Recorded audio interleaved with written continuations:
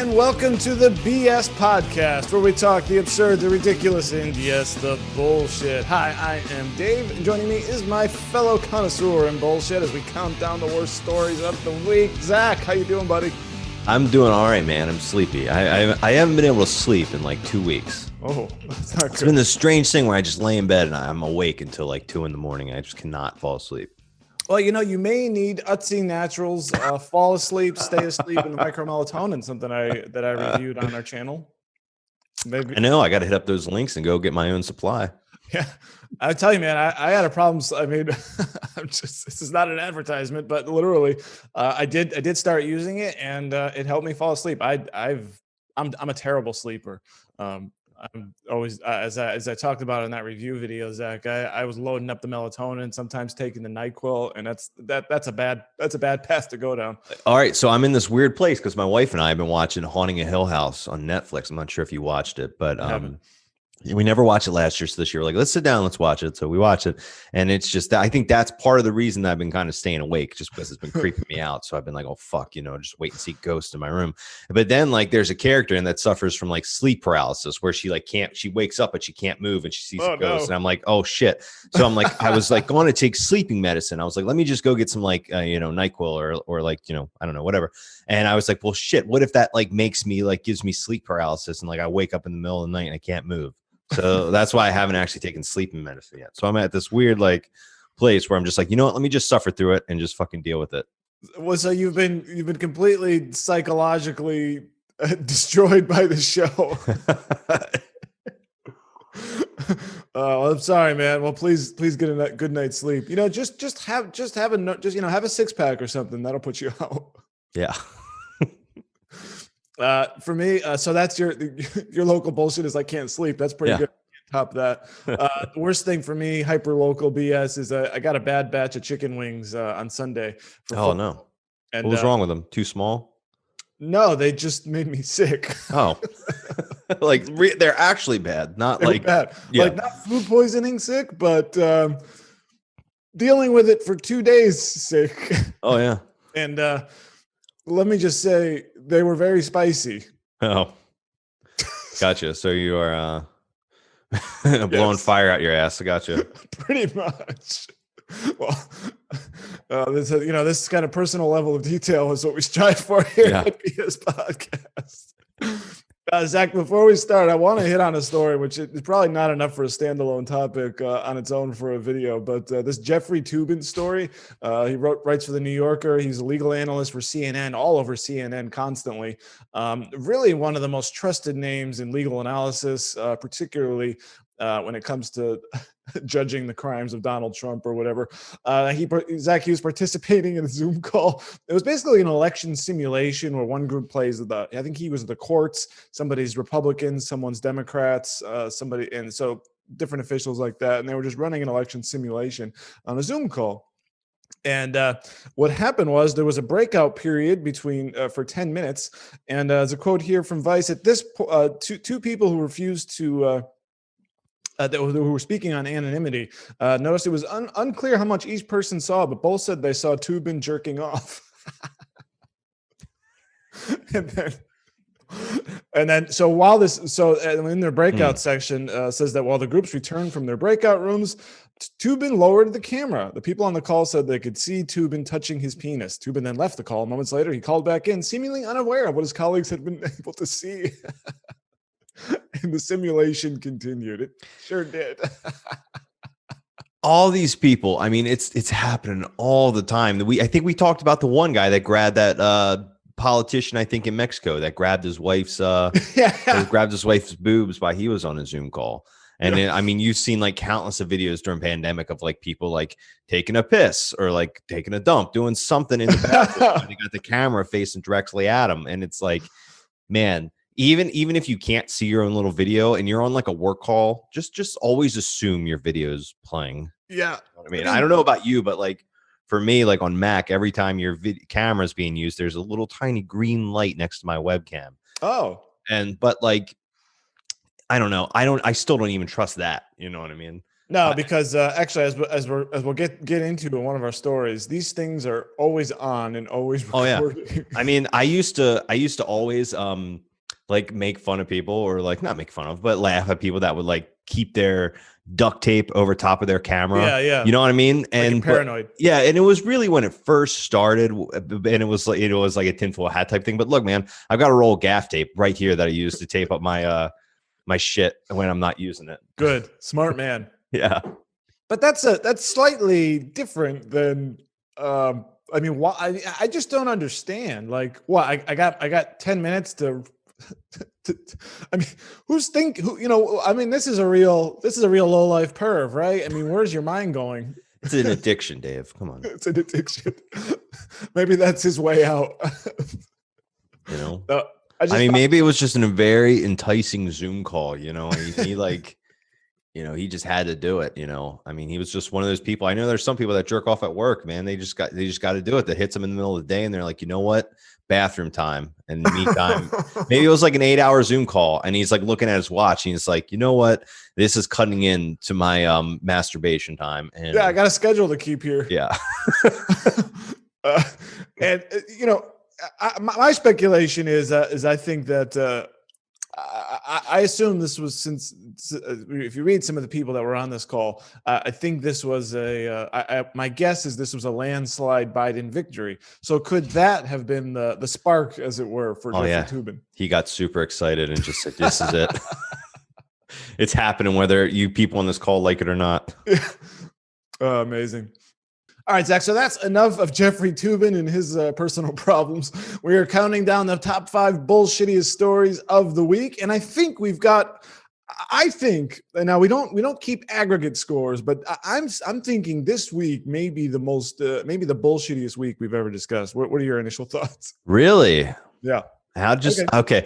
My scores might have to go up as we talk about them, because I feel like when I was ranking them, mine are fairly like mid-grade, a couple low level. Okay. Well, so that I guess we've both tipped our hands here.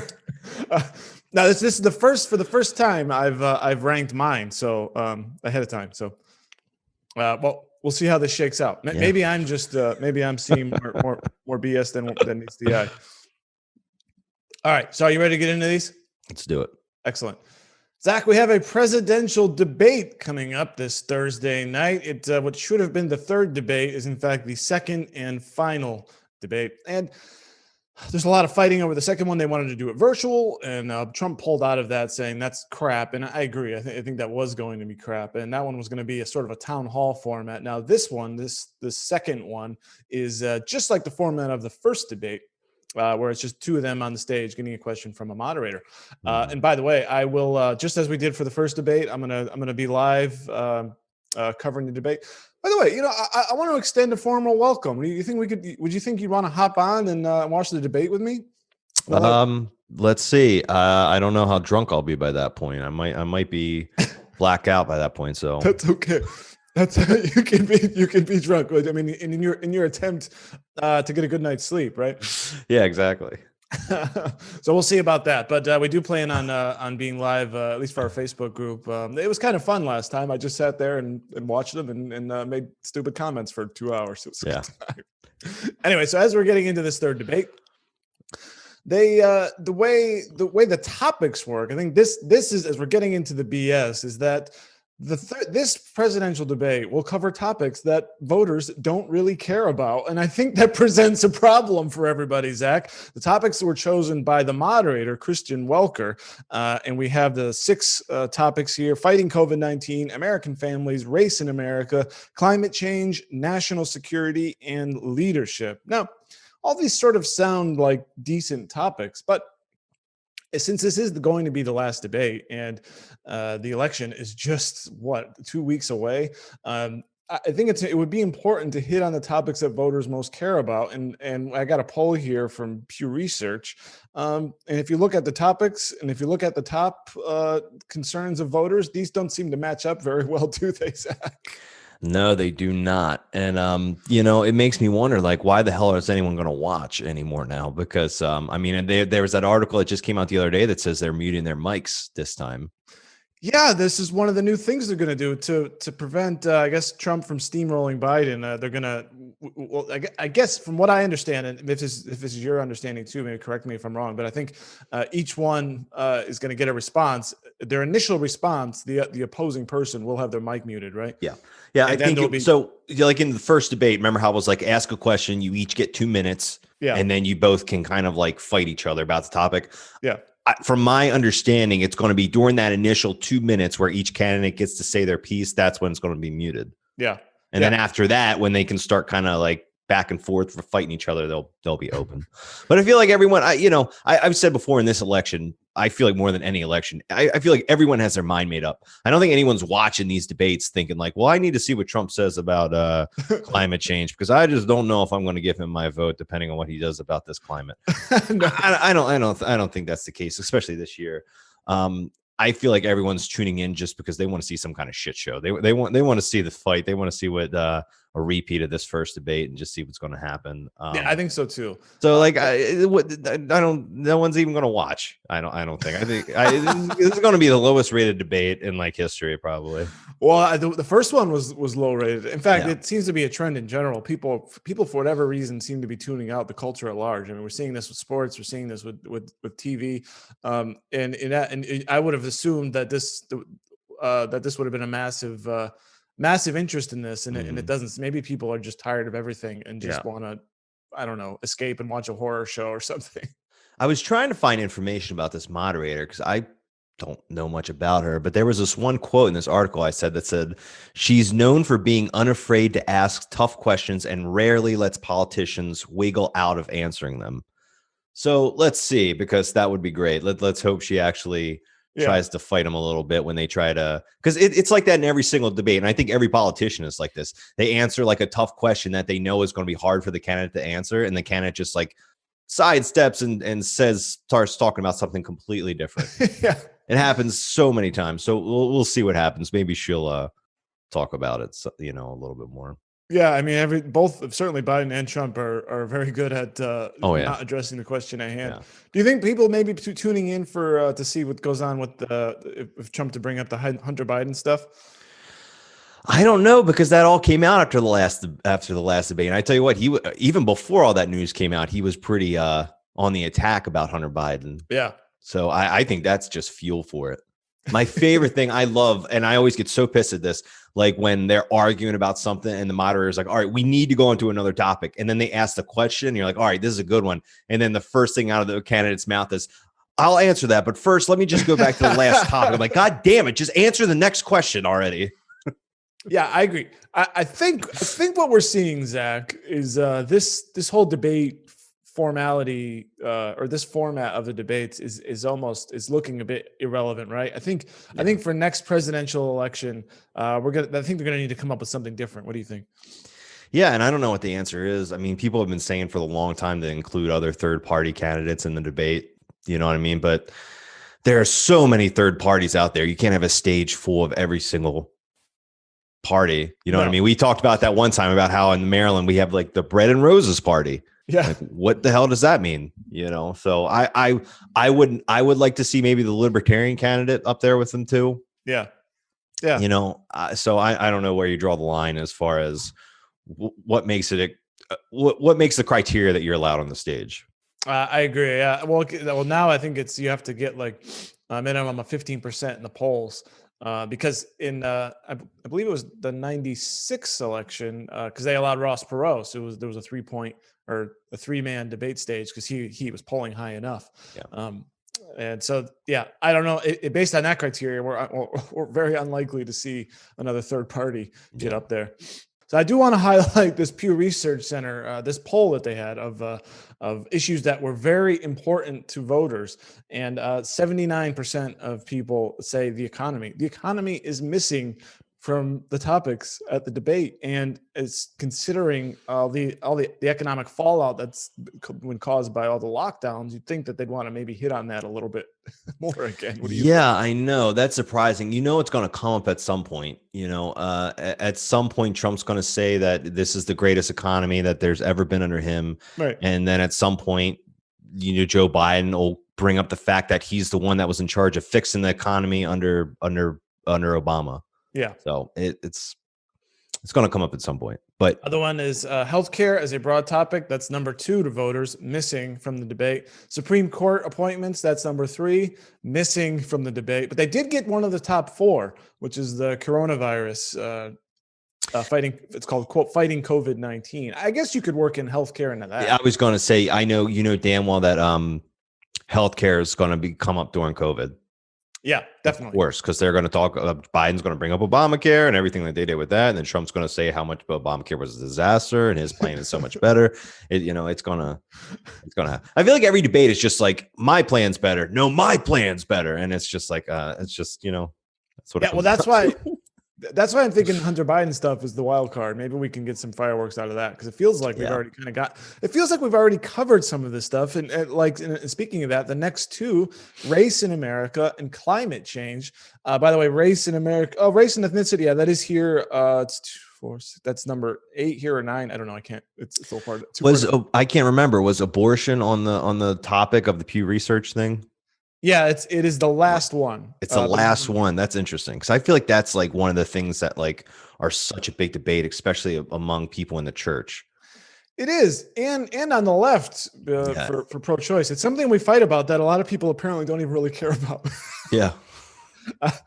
But race did make it in here in Pew, but we did discuss that already. And climate change, which is second to last in the issue of voters, which was already addressed in the first debate. So 2 repeat. And then we have national security, which I guess is really more that qualifies to me. You can do foreign policy off of that one, right? That's an easy one. And then the amorphous leadership category, that one I don't think would have made it on any poll. Yeah. I think that's the worst one on here. I don't even know what the fuck that means, Dave. I'm gonna be 100% honest with you. What does amorphous mean? Amorphous meaning it's undefined. It's like, how do you debate the topic of leadership? Oh yeah. I mean, you just say, I'm going to be a good leader. Okay. Yeah. He's a bad leader. I'm a good leader. Yeah. That's the answer. Oh, also in here is the topic American families. I don't know what. Yeah. American families. See, some of these questions I feel like are geared towards each candidate in some way. Like when they talk about American families, I feel like that's going to come up as like Trump probably talking about abortion, talking about gay marriage, things like that. Yeah. Yeah. Seems like it can go anywhere. And I think they're just going to use these topics just to say whatever the heck they want. I think it was what you were kind of getting at. You know, it's broad enough. I mean, every American family means anything. Yeah. I mean, we all have families. Yeah. And anything we do could be related to our family. So I think that's very silly. So maybe maybe we could just get drunk on air. I don't know. Yeah. So I just don't like this, because even though as we discussed, Zach, it's kind of a crap show. It does matter a little bit. And I think this process has shown itself to be silly and stupid, and we need a new one desperately. And I think this last debate highlights that. Oh yeah. I tell you what, let's see how this one goes with them muting the mics. But after the first debate, I was like, man, I really wish we could get the Joe Rogan debate that he teased in that podcast, because that would just be, just 2 candidates, Joe Rogan, cameras so they can live stream it, and like that's it. You know what I mean? Just like, boom, here's a question. Let's hear you 2 fight about it. Because I feel like when like they're up there trying to answer questions, sometimes it gets very scripted. Yeah. But when you're like arguing with someone and it's just like words are just flying out of your mouth, I feel like that's when people's true natures start to come out. I think so too. So that's what I was like, man, I would love to see that. And I think without the time limit, it would be good. And then I think Rogan would actually do a good job of getting one of the guys to shut up. I really think he would. I think he'd be like, okay, relax, you go. Kind of a thing. And I think it would work more than this moderator thing. And he's not he's got, he's a little bit political, but not super. I think he's down the middle enough. And then of course Zach, remember the second debate, not only of course it was canceled because it was going to go virtual and then Trump COVID concerns and all that, but the moderator himself has now been suspended from CNN for pretending that his Twitter account was hacked and stuff came out. So that was a disaster. There's no such thing as impartial, though, really, is there? No, absolutely not. What are the chances that that Trump gets his mic muted and he walks over to Biden's podium to speak into the microphone? You think That's what I say. I was saying, oh my God, I don't know. There was this old skit on Saturday Night Live called where it was like a news thing, and Bill Hader played this old like news person, and like he would like take a microphone like out of his jacket or something like that. And I was like, could you imagine like if they mute Trump's mic and he like somehow like gets his own microphone and he like pulls like a microphone out of his jacket and starts like talking into it? I was like, that would be hilarious. Oh, that would be great. Excellent. I want to see that. Yeah. See, that's the kind of reason to tune in Thursday night at 9. So, you want ready to give a rating on this thing? I am. Yeah. Go for it. I'm going 4. Okay, so that's low level for you. I got a 7, giving us a total of 11. All right. So not the early leader.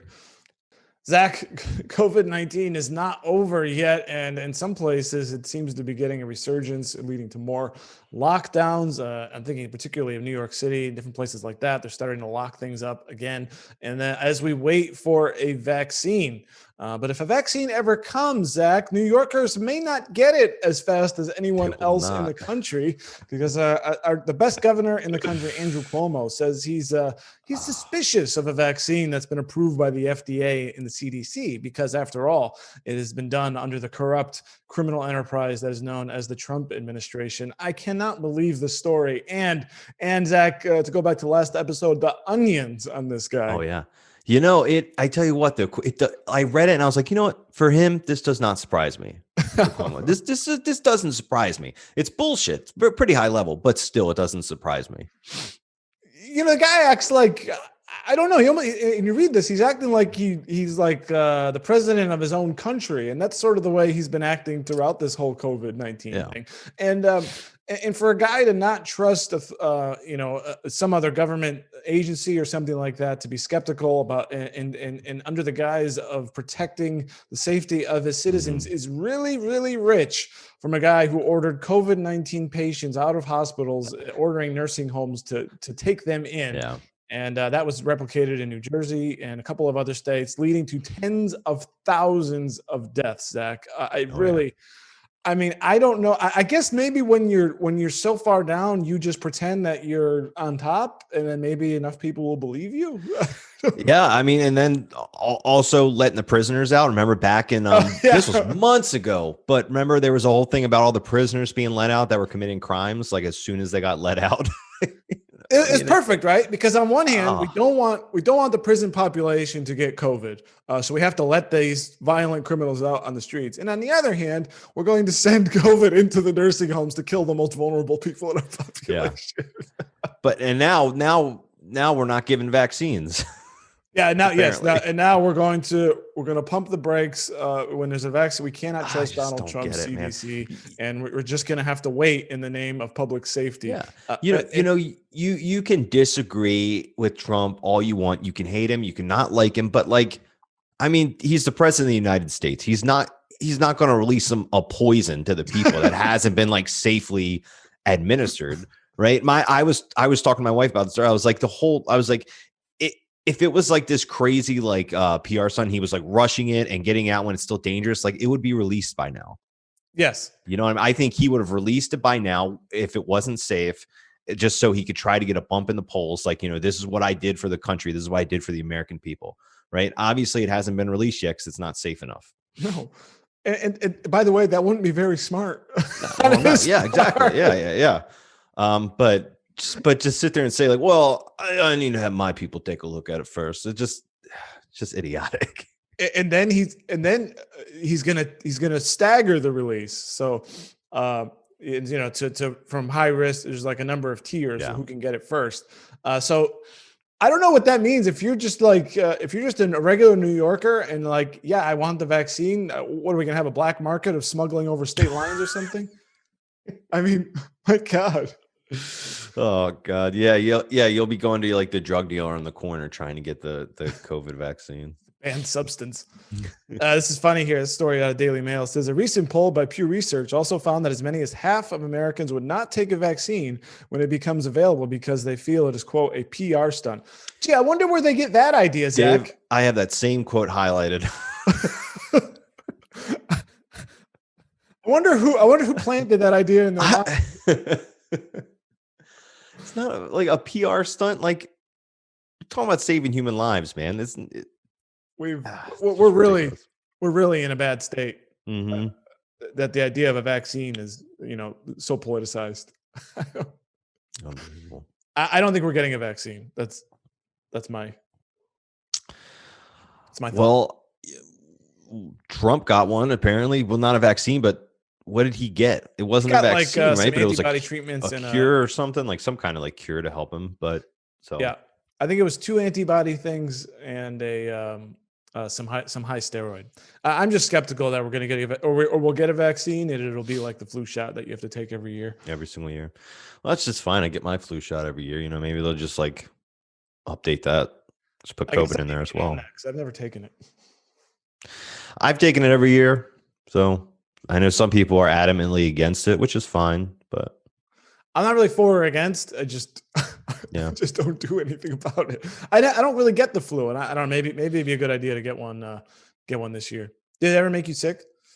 No. I've had the flu before, but that was before I started getting the vaccine. Yeah, so maybe I think the only thing I notice is that my arm is sore for a couple of days, but that's it. Like a tetanus shot or something. Yeah, it's free, so. All right, maybe I'm running out of excuses. I don't know. I guess I don't even have to go to the doctor, right? You can go to CVS or Walgreens or something. Yeah, go to Target. I go to Target to get it done. Oh, really? Yeah, and I think that's the reason. I just don't have any reason not to get it. Like some people are adamantly against it, and I'm like, and I say why, and they say, well, I got it once and I got the flu immediately after. I'm like, well, that sucks, but like that's never happened to me, so like, fuck it, I'll get it. All right, you want to give a rating on this puppy? Oh no, it's my turn to give a rating. I think this is pretty high level. I got an 8. I got an 8 as well. Excellent. So yeah, we're on the same page with this one. Yeah, as we're counting down the bullshitty stories of the week with our patented BS-ometer, Zach. Yes, we are. All right. Zach, as COVID is making a little bit of a resurgence in New York, as I thought they had beaten this thing, they're starting to lock down the city, as we talked about. Now, as we go over to across the pond to Europe, they're seeing yet another wave of coronavirus cases and spiking hospitalizations. Italy's been locking down, France locking down, all over Europe, all over again. And particularly one of the more curious responses to this spike is going on in the UK. They've assigned a 3-tier system, and the entire city of London is what there is in tier 2. And tier 2 comes with some very interesting restrictions, Zach. People who live in tier 2 may not have sex together. The government is telling you if you live in if you and your girlfriend both live in London, you may not get together and hang out inside, which would include potentially sexual relations. First of all, they need to stop using the word tier because, like, when I first read this article, I'm like, okay, what is tier 1, tier 2, whatever, and like going online to say like UK, like different tiers. There's like so many things that say tiers. It's like different tiers of like work visas and COVID restrictions, different tiers of something else. So I'm like, what? Like, how do they define the tiers? Like, and why is in London tier 1? Like I don't know why. In my mind, I've never been there. I'm not British, so I don't know. I'm just an asshole. But like, wouldn't you suspect London would be like top priority? Well, I think the levels is the level of risk. So if you're in a tier 1 place, it's the lowest level of risk. Oh, okay. Medium. I'm thinking the opposite. I'm thinking tier 1 is the most risk. Would be yeah. But I don't know why they do that. But hey, and actually, sometimes I read things. I'm like, I don't even know what. Yeah. Even though it's in English, I don't know what they're saying sometimes. But the rules here are boyfriends and girlfriends will able to meet only outdoors, Zach, and expected to adhere to social distancing rules such as hands, face, and space. They must also adhere to the rule of 6. You cannot gather with more than 6 people in a tier 2 place. And there's a quote here from the Prime Minister's official spokesman, said the rules on household mixing in Tier 2 set out that you should mix with your own household only, unless you formed a support bubble, which is, I don't know what the hell a support bubble is. I think you can maybe get some kind of a network. It doesn't make any sense. But basically, the rules are you can only hang out with your own family members, which presents not only a difficulty for relationships like boyfriend and girlfriend, but also if you want to go out somewhere, like say to a pub, you go, and they're finding this now with the new rules. They can't So if you and I, Zach, if you and I go out to get a beer, we can't go together unless we say we live together. Yeah. And how are they going to enforce that? They're going to check everyone's ID. And I think that article made a good point. They're like, not everyone's like, there's a lot of people that don't have their current address on their ID. No. You know what I mean? And yes, exactly. And this has been, there's restaurateurs and bar owners, businesses like this are so mad at these rules. And I think the rules are so absurd. They're just no one's going to follow them because one, they're kind of stupid on their face. Right. And two, enforcing them means they're going to be screwed because obviously people go out to get a drink together. It's not like your whole only you and your family go out together. No, you go out to a bar, to a restaurant to meet people, right? Yeah. See, and this is what pisses me off. We get people here in the States that like act like wearing a mask is like this crazy violation of like your human right, whatever. But like, look at this shit in the UK. You know what I mean? Like, oh my God, like people can't even like go out and have a beer with someone. Like, it's ridiculous, man. Yeah. And a quote here, this guy said, since the new rules, that they were getting back. Of course, all these businesses, just like in the US, all these businesses in Europe were struggling, under threat of going under. And as things opened up again, business is getting back. Great. And then now this one bar owner says after the new rules, the business is down 50%. Yeah. And that doesn't surprise me. I was reading this article. I was going to think one thing. I was like, couples, you're either going to see a lot of like more people getting busted for having sex in public, or you're going to see a lot of like premature relationships move in together. Yeah, I could see that. Or though, what about the third alternative that no one's going to listen to any of this and they're just going to do whatever the hell That's probably the most likely case. No one's going to listen because how are they going to enforce it? You know what I mean? It's too stupid. Yeah. And these governments are seemingly doing, I get it, right? I get it. But it doesn't. What are you going to have? The damn like police come knock on your door every night at like after 10 o'clock, like you're in like a scout camp when you're a little boy, like people knocking on your cabin door, like, all right, guys, make sure lights are out, check everyone's ID. I mean, come on now. No one's going to listen to that. No, it's so stupid, and I don't think this is helping. I think that's my point. It's just bullshit rules that won't do a damn thing other than scare people. I guess maybe the point is to scare a good amount of people from just going out because it's not the hassle, or they feel like they're gonna. Yeah, like let's just say they were going to enforce this, right? But if you want to get a pint and I want to get a pint, they're going to check all our IDs and make sure cross-check everyone. Yeah. It's not worth it, right? No. And then who are you to like, you don't need this knowledge of me. I'm just here to get a pint of beer. Can you just give me the pint of beer and let me check it? And it's like, if let's say me and you did live together, Dave, let's just say we did. And we were like, let's go get a beer. So we go out and get a beer. We're sitting at a pub table, having a beer. Next to us, there's another pub table with other people that we don't live with, but they're right next to us. They're right there. Yeah. Yeah. I mean, even if it's 6 feet or whatever it is, they're still right there. So like, really, what's the difference? Right. They're all in the same, you're all still in the same room with other people you don't live with. Yeah. And no, that's a great point. And the minimum of maximum of 6 people outdoors. I mean, that's really stupid too, right? I mean, it's enough with the outdoor thing. Yeah. I mean, even though it's getting now, I guess by now late. I'm in Florida here, so it's pretty much always warm. So you can eat out all year round. Yeah. But I guess that would be, there's not much to do outside in maybe in London in November or something. Yeah. But I think I do want to come back to your point again. I think it is a good one. Maybe we should be, as annoying as some of these rules have been, and for all the complaining about how the United States has handled the coronavirus, you know what? We got it pretty good. And if you look at, the idea that we were so bad handling it, and we can, maybe touch back to New York if we want to, that was really the hot spot of the country. But even putting that aside, look, Show me a country that has done it well, because you're looking at all these places. Suddenly, I mean, Spain, Italy, France, we're seeing spikes all over Europe. And it's almost to the point, I'll just throw this out there, that almost, since every policy was different, but yet eventually you kind of get to the same point. I mean, there's really just doesn't seem like there's really any way to control this thing that I can see. Yeah. Yeah. I mean, have you seen an example of a country that did it really great? I don't know. No. Maybe Japan or South Korea or something like that. But certainly I wouldn't call it anywhere in Europe or not the United States. I know India has had a bad. Not any of the white countries, I guess. No. And maybe some of the, well, I don't know. We know China failed at it. I don't know. I feel like, I got to deal with this again. It just feels like endless lockdowns, endless stupid rules from the government. And really people just need to get back to work. We should. And as I talked to Rodney, Zach, you know what? Let the healthy people go out about their business with some basic rules, and just, keep the vulnerable at home. And that's the way it should be. Yeah. Anyway. All right. So I'm ready to give a rating if you're done with this topic. I am. Yeah. I think it's very high level bullshit, but since it's happening in Europe, I'm going to take it down a peg. So I'm going to give it a 7. 7, Dave. We're on the same page here with the last couple stories. Yeah. Oh yeah. So we had 2 8s, 2 7s. Yeah. So I don't know. Maybe I faked you out in the beginning. Maybe we're closer than we thought. Yeah.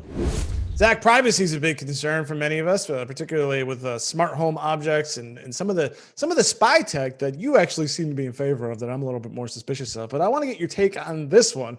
A story here from Informed American. New PlayStation will record user chats for harmful speech so that users can report each other. Thank you, Rodney, for reporting on that. InformedAmerican.com. You can all check out this story.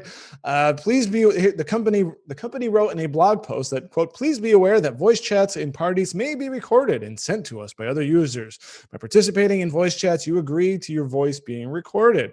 When behaviors violate the community code of conduct are reported, PlayStation Safety will review the reports and check to see if the genuine violation, blah, blah, blah. These recordings will be used only for safety and moderation purposes by PlayStation Safety." Zach, and we talked about earlier how the webcam is always on. Well, it seems like any microphone is always on and always recording. And if you're gaming, just count on PlayStation having a full log of all your conversations. Yeah. And first of all, let me go back. I never said I was in favor of spying. I just said that, like, at some point I've just learned to kind of like accept it. Yes. But yeah, I have. I've come to accept the fact that everyone is just listening to me like all the time. So I just got to make sure I don't say anything that's not true. I don't know what I would say that would make the NSA be like, this fucking guy. I mean, like, I don't know why anyone would have to come after me, but hopefully never. Oh yeah, exactly. But and I never really understood why everyone has to use these other gaming chat systems like Discord or whatever. But it does kind of make sense, especially if you don't like being listened to. Yeah, and the thing is, and I think some of the points made in this was out of Zero Hedge initially, and then Informed American as well. Someone makes a good point. If just me and a group of my buddies want to sit and just shoot the shit and talk about God knows what, as if we were in the living room together. I mean, what is it Sony's business, right? Yeah. Yeah, exactly. And so they're just going to be recording all the chats all the time. So they got some blowback on this. And as recently, there was an update from Sony on this saying that they're not recording. Okay. They're not recording all the time. It's only for moderation purposes. And they said the new feature was implemented for online safety and will allow users to accurately report abuse and harassment if they get it while on the network. Okay. But they will not actively monitor or listen in on conversations. It says once the PS5 launches, users will be able to record a 40-second long chat clip, which can be used to file a harassment report. Only the most recent 5 minutes of the voice chat will be available for the player to use in the reporting. And I guess they can go and somehow clip the audio and then send it to Sony for moderation. I don't know that I buy this explanation, Zach, because they must have to have the ability to pick out a conversation at any point, right? So they must be recording it the whole time. Yeah, I think everything is just going to be recording in the background all the time. You know what I mean? And then users will have the ability to go back themselves and say, hey, I'm going to go back and take this clip out to send it to Sony. Yeah, so I don't. So we're not buying, and we hear this from companies a lot, don't they? Whenever they get caught listening in or something like that, they clarify. Well, it's only for this thing. It's only for that thing. Smart TVs, Alexa, all this stuff. Well, certainly we know Alexa's recording constantly. So, I just don't. There's no way of opting out of this. And I think too. I mean, this is a lot of busy work for people, isn't it? I mean, like I have heard so much. Like I don't play a lot of online multiplayer games, but like when I did, and I used to a lot, like when I was younger, I've heard like so much hateful like bullshit, and honestly, like 90% of the time, it comes from like prepubescent boys like trying to sound like badasses. Yeah.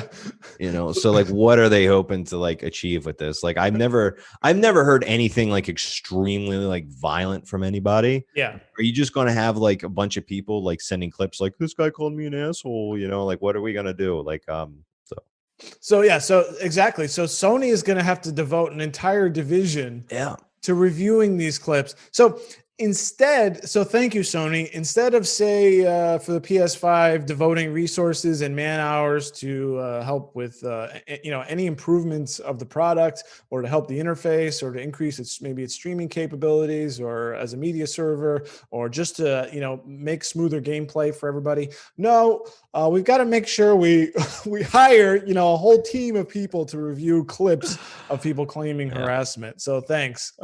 How about you just make a better console, right?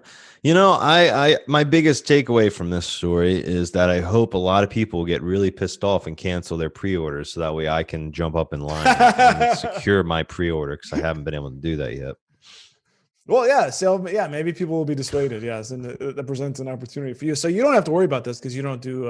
I don't play online multiplayer stuff. I don't even keep my microphone. I don't even have a microphone plugged into my PlayStation.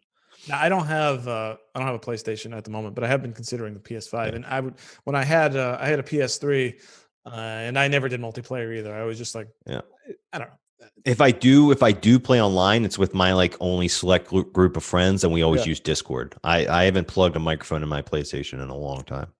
So maybe this is actually a secret plan for Sony to just have people bail off of their own chat, so no one will use it, and then maybe they don't have to do anything. Everyone maybe Discord. Discord's going to be overloaded. Yeah. All right. That's all I had on that. Did you have any more? No. All right. I'm going to give this thing, I believe it's my turn, right? Yeah. I'm going to give this thing a 6. Okay. I'm a 5. Okay. That puts a tie for 4th so far, or a tie at the bottom at least. All right, let's hit up this last one, which might be the most bullshittiest story of the day. It absolutely might. It's my highest ranking one, so.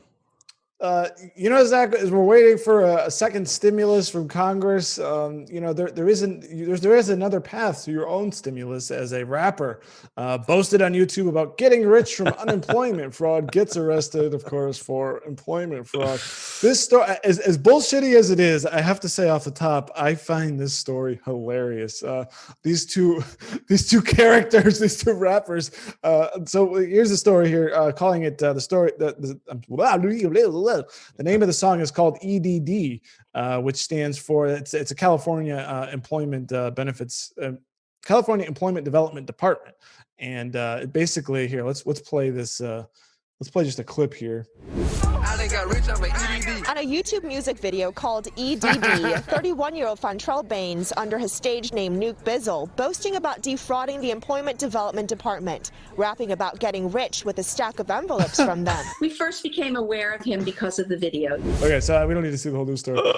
Also in there, Zach, in the video, by the way, if you want to have a good laugh, I find this video, I don't know, I just find this video absolutely hilarious. Look it up. It's Nuke Bizzle featuring Fat Wizza. So go to YouTube and watch this. There's a shout out to Donald Trump in here, and there's a line by one of the rappers saying, "You got to sell cocaine. I just need to file a claim." It's just great. We don't have to be slinging drugs to make our cash. We just get it. Just get checks from the unemployment office. Oh man.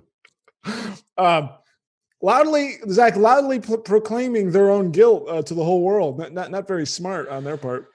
No, and I tell you what, this is not the first time that someone doing something illegal or fraudulent has boasted about it unknowingly on social media. I feel like. Do you remember that old TV show? I forgot. I think it might have been on like True TV or something, where it was called like The Dumbest Criminals. I think that was the name of it. And they would just show clips of people. Like there was this one guy that like called 911 to report a drug dealer like selling him bad drugs or something like that. You know, so it's. I mean, what do you think the cops are going to do? I mean, yeah.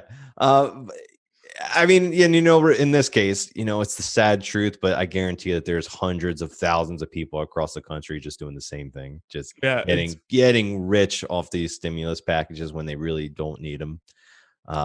You know, I've heard about people, you know, in my area that are like collecting Social Security, working part-time, and collecting the unemployment benefits, which is like an extra $600 a week in Maryland, I think. You know, I mean, that are just fucking like triple dipping. Loaded with money right now because, you know, I don't know if they're even checking, you know, it's just you file the claim and bam, approves, you know, you're good. Well, that's enraging because there are people that need real help, particularly you know, business owners and stuff like that, or people who are laid off. That's horrible. I've always said that like it's amazing that we live in a country that has the resources and is willing to have programs in place to like help someone, you know, when they're in really tough and difficult times. But you know, people have just abused the systems that we have, and it's unfortunate because now it becomes a negative thing. You know, that's the first thing you hear about with like, you know, you talk to some person on the street and you're like, well, what do you think about taxpayer dollars? Whatever. It's like, I don't want my taxpayer dollars going to welfare programs. You know what I mean? Yeah. Like it's become this giant negative thing because of situations like this. That's a great point. And yeah, this isn't the first person there was that one guy with the, remember, I think we talked, maybe we even touched on this. He bought like a Maserati with PPP loans. Yeah. That Lamborghini, I think he was down in Florida, right? And he had that, I think it was like a Lamborghini. Maybe Lamborghini. Yeah. Something. Now this guy was arrested on federal charges for carrying out for the very thing he rapped about in the video, which nearly a million people have seen, for a scheme by fraudulently applying for more than 1.2 million in jobless benefits. So yeah, he was arrested in federal charges for, you know, a whole bunch of different stuff. So U.S. attorneys, I mean, this guy is facing 22 years in prison. I mean, at least they caught him, but how many people are they not catching because they're not quite as stupid as this? I mean, maybe this will help his rap career, though. You know, yes, it would. It would help. He certainly, like I said, he's got. I don't know how. I've never heard of him before, but he's got nearly a million views on YouTube. So there you go. Make some of that money back. I don't know. Yeah. This says now he applied for 1.2 million and got 704,000. You know, if he was just a tiny bit more discreet with if he just didn't make that one video, I would wager he wouldn't even get caught. Yeah. So I guess they send you these debit cards in the mail, and I got it. So those were actually real envelopes that they had in the video. We highlighted. Yeah, he's filming the evidence too. Zach, why do you think rappers like Donald Trump? Why do I think they like Donald Trump? Yeah, because we got a shout out in this video, and I've heard this. I mean, there's many rap songs that reference Trump. What do you think the appeal there is? Well, rappers make a lot of money, you know, and you know, Biden already said he's going to put extra taxes on people that over $400,000 a year. I would bet a lot of rappers are above that threshold. So for tax purposes, they like Trump. Yeah. That's hilarious, right? They're just like, you know, like a rapper's just like any other entertainer, no matter what the topic of their songs are or whatever, or remember whatever you might think. They're just businessmen like everyone else, and they want a low tax policy. Yeah. That's funny. I didn't have anything more on this, but I do think it was just absolutely ridiculous. And, and also, I do have to say, kind of hilarious because the video is quite comical. Sort of good all around because we get some entertainment, a funny rap video, and then the guys get caught and arrested, and hopefully they get all the funds recouped. Yeah. And maybe can mean some stepped up enforcement. And now we can be outraged by it. So. Oh man. But, you know, actually, before we close, 700,000. I mean, how does he? What are the checks? You know, I mean, you mentioned the case of you're not going to name any names or anything like that, but somebody who gets the unemployment for the $600 a week.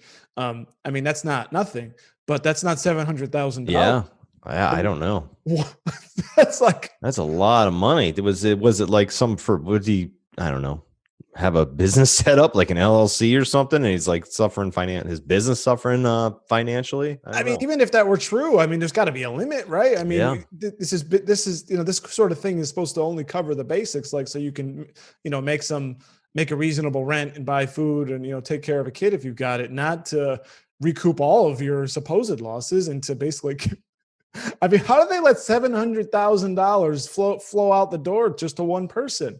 Yeah, I don't know, man. That's nuts. That is really high level bullshit, Zach. Yeah. All right, what do you got for this? I said it was my highest of the day, and it's true with ranking in this one a 9. Oh my God, I'm right with you. So we got 3 ties. So I guess all this I'm too high and you're too low business was false. So we're pretty much on the same page. So that gives us a tie for number 5. As we count down our bullshitty stories, Zach, have you come up with a new coin to flip for ties? I have not yet. So, you're just going to have to use your best judgment, Dave. All right. So we've got, surprisingly to me, because I thought, well, I guess this was you low scoring, but it's a tie between, for 5th place, PlayStation and the debate. Now, I thought the debate was higher level BS than you. I gave it a 7. You gave it a 4. So if I'm allowed to use my judgment, I'm going to put PlayStation number 5, debates number 4. I agree with that. And then thank you. And then we'll put UK lockdowns come in at number 3, where you cannot have sex with your girlfriend if you live in London. Thanks, UK government. We'll be sure to follow that rule. Number 2, Governor Cuomo can't trust the vaccine that comes from the CDC and the FDA because Donald Trump, because Orange Man bad. I'll make the determination of what kind of a vaccine is safe and can only go out on my order. That's number 2. And number 1, Zach, the story we just covered, the rap. I got rich off my EDD. You need to sell cocaine. I can just file a claim to the tune of $704,000, attempting to get $1.2 million fraudulently from COVID-19 relief. Absolute total bullshit, Zach. Total. That is one big pile of shit. Our bullshittiest story of the week. I think only 2 points, but I think this one was on the verge of 10. I think. Oh yeah. Yeah, it is actually one of the more enjoyable stories to cover because it's so absurd, so ridiculous, and actually quite entertaining to watch this math video. So that's our bullshittiest story of the week. Zach, as we head through the week, we certainly want everyone to, if you're watching a video, to subscribe to this channel here on YouTube, hit the like button. Also, same goes on Facebook, hit the like button and share to your friends. We also want to hear comments on all these topics. Did we hit any bullshitty stories? Did we miss any? Were our ratings good? I think Zach might have been a little wrong on the debate. I think he's a little too low. Let me know what you think about that. And then what else can people do after they do us all those favors? Go to informedamerican.com, sign up for a free newsletter there and get all your current events, breaking news right to your inbox. You can do the same, wallstreetwirenews.com for everything finance and realhealthynews.com for everything health. Great. For Zach, I'm Dave, and I've had enough of this BS. You've been listening to the BS Podcast with Dave and Zach, part of the Informed American Radio Network. Please like and subscribe today in order to get fresh new weekly episodes. Please send us your BS stories to info@informedamerican.com. The world is hard enough, and now we gotta deal with this bullshit.